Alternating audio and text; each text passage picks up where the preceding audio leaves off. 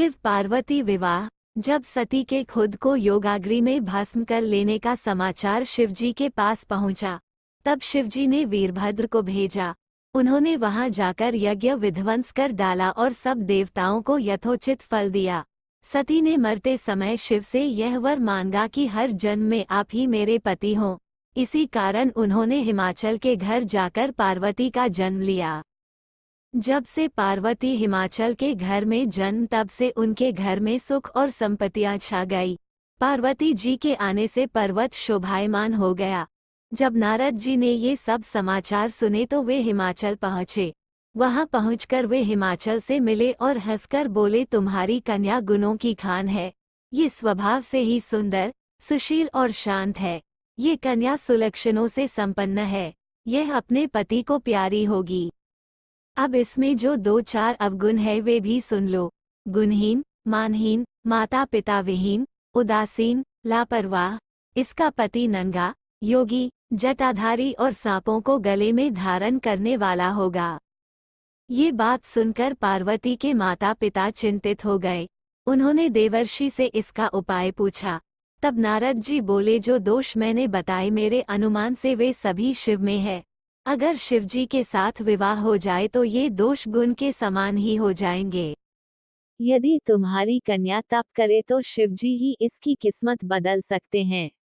तब यह सुनकर पार्वती जी की मां विचलित हो गई।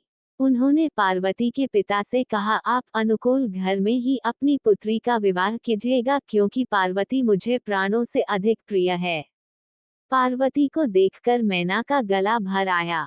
पार्वती ने अपनी मां से कहा, मां, मुझे एक ब्राह्मण ने सपने में कहा है कि जो नारद जी ने कहा है तू उसे सत्य समझकर जाकर तप कर। ये तप तेरे लिए दुखों का नाश करने वाला है। उसके बाद माता पिता को बड़ी खुशी से समझाकर पार्वती तप करने गई। पार्वती जी ने शिव को पति रूप में पाने के लिए तपस्या आरंभ की, लेकिन शिव को सांसारिक बंधनों में कदापि रुचि नहीं थी। इसलिए पार्वती जी ने अत्यंत कठोर तपस्या की ताकि शिव प्रसन्न होकर उनसे विवाह कर लें। जब सप्तर्षि सती की परीक्षा लेने गए, सप्तर्षि ने पार्वती से जाकर पूछा, तुम किसके लिए इतना कठिन तप कर रही हो? तब पार्वती ने सकुचाते हुए कहा, आप लोग मेरी मूर्खता को सुनकर हंसेंगे। मैं शिव को अपना पति बनाना चाहती हूँ। पार्वती की बात सुनकर सभी ऋषि हंसने लगे और बोले कि तुमने उस नारद का उपदेश सुनकर शिव को अपना पति माना है, जो सब कुछ चौपट कर देता है। उनकी बातों पर विश्वास करके तुम ऐसा पति चाहती हो जो स्वभाव से ही उदासीन, गुणहीन, निर्लज्ज, बुरे वेश वाला, बिना घर बार वाला, नंगा और शरीर पर नागों को धारण करने वाला है। ऐसे वर के मिलने से कहो तुम्हें क्या सुख मिलेगा।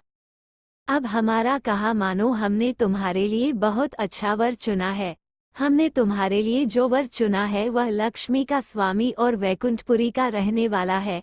तब पार्वती उनकी बात सुनकर बोली, कहा है कि मेरा हठ भी पर्वत के ही समान मजबूत है। मैं अपना ये जन्म शिव के लिए हार चुकी हूँ।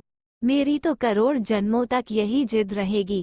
पार्वती की यह बात सुनकर सभी ऋषि बोले, आप माया है और शिव भगवान है। आप दोनों समस्त जगत के माता पिता है। ये कहकर सप्तर्षि पार्वती को प्रणाम करके वहां से चले गए। पार्वती जी की दृढ़ निष्ठा ने जीत लिया शिवजी का मन। वर्षों तपस्या करने के बाद एक दिन पार्वती जी के पास एक ब्रह्मचारी आया। वह ब्रह्मचारी तपस्विनी पार्वती का आग्रह स्वीकार करने से पूर्व बोल उठा, तुम्हारे जैसी सुकुमारी क्या तपस्या के योग्य है? मैंने दीर्घकाल तक तप किया है। चाहो तो मेरा आधा या पूरा तप ले लो, किंतु तुम इतनी कठिन तपस्या मत करो। तुम चाहो तो त्रिभुवन के स्वामी भगवान विष्णु भी। किंतु पार्वती ने ऐसा उपेक्षा का भाव दिखाया कि ब्रह्मचारी 2 क्षण को रुक गया। फिर बोला, योग्य वर में 3 गुण देखे जाते हैं, सौंदर्य, कुलीनता और संपत्ति। इन तीनों में से शिव के पास एक भी नहीं है। नीलकंठ, त्रिलोचन, जटाधारी, विभूति पोते, सांप लपेटे शिव में तुम्हें कहीं सौंदर्य दिखता है? उनकी संपत्ति का तो कहना ही क्या, नग्न रहते हैं। बहुत हुआ तो चर्म, चमड़ा लपेट लिया। कोई नहीं जानता कि उनकी उत्पत्ति कैसे हुई। ब्रह्मचारी पता नहीं क्या क्या कहता रहा। किंतु अपने आराध्य की निंदा पार्वती को अच्छी नहीं लगी। अतः वे अन्यत्र जाने को उठ खड़ी हुई। तब शिव उनकी निष्ठा देख ब्रह्मचारी रूप त्याग प्रकट हुए और उनसे विवाह किया। जहाँ दृढ़ लगन, कष्ट सहने का साहस और अटूट आत्मविश्वास हो, वहाँ लक्ष्य की प्राप्ति अवश्य होती है। पार्वती अपने तप को पूर्ण होते देख घर लौट आई और अपने माता पिता से सारा वृतांत कह सुनाया। अपनी दुलारी पुत्री की कठोर तपस्या को फलीभूत होता देखकर माता पिता के आनंद का ठिकाना नहीं रहा।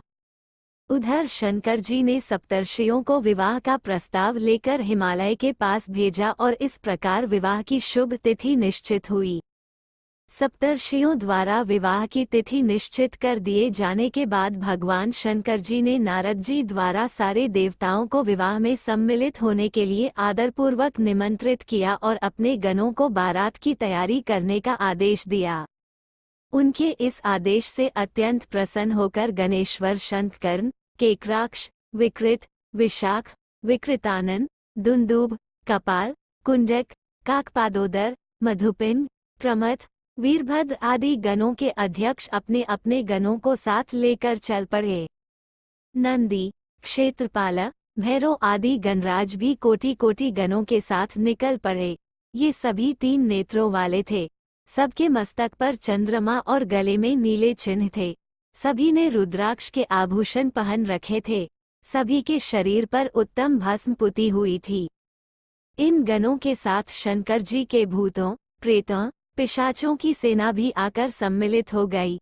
इनमें डाकनी, शाकिनी, यातुधान, वेताल, ब्रह्मराक्षस आदि भी शामिल थे। इन सभी के रूप रंग, आकार प्रकार, चेष्टाएं, वेशभूषा, हाव भाव आदि सभी कुछ अत्यंत विचित्र थे।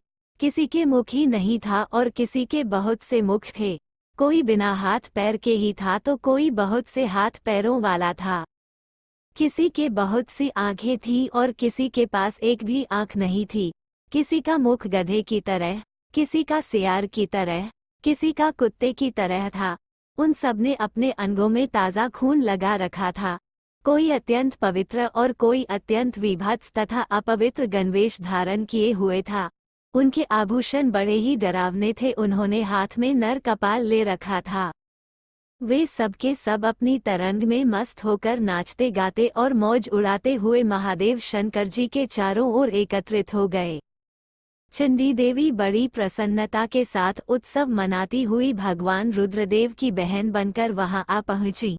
उन्होंने सर्पों के आभूषण पहन रखे थे।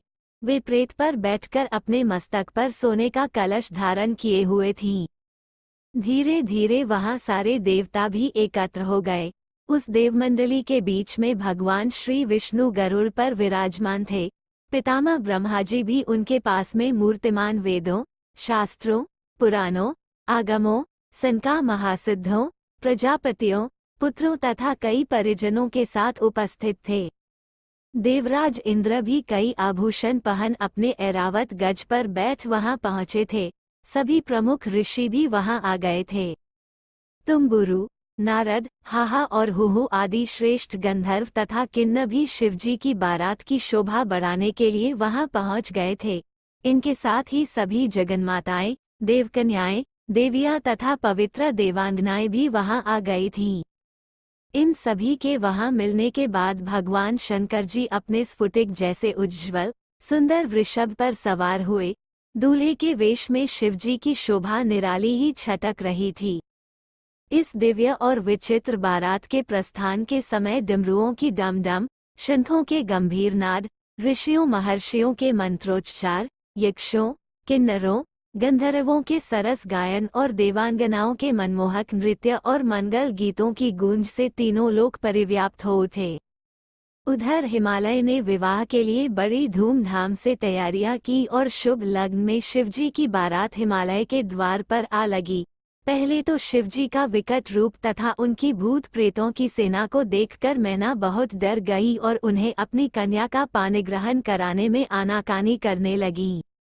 पीछे से जब उन्होंने शंकर जी का करोड़ों कामदेवों को लजाने वाला 16 वर्ष की अवस्था का परम लावण्यमय रूप देखा तो वे देह गेह की सुधि भूल गई और शंकर पर अपनी कन्या के साथ ही साथ अपनी आत्मा को भी न्योछावर कर दिया। हर गौरी का विवाह आनंद पूर्वक संपन्न हुआ। हिमाचल ने कन्यादान दिया। विष्णु भगवान तथा अन्यान्य देव और देव रमणियों ने नाना प्रकार के उपहार भेंट किए।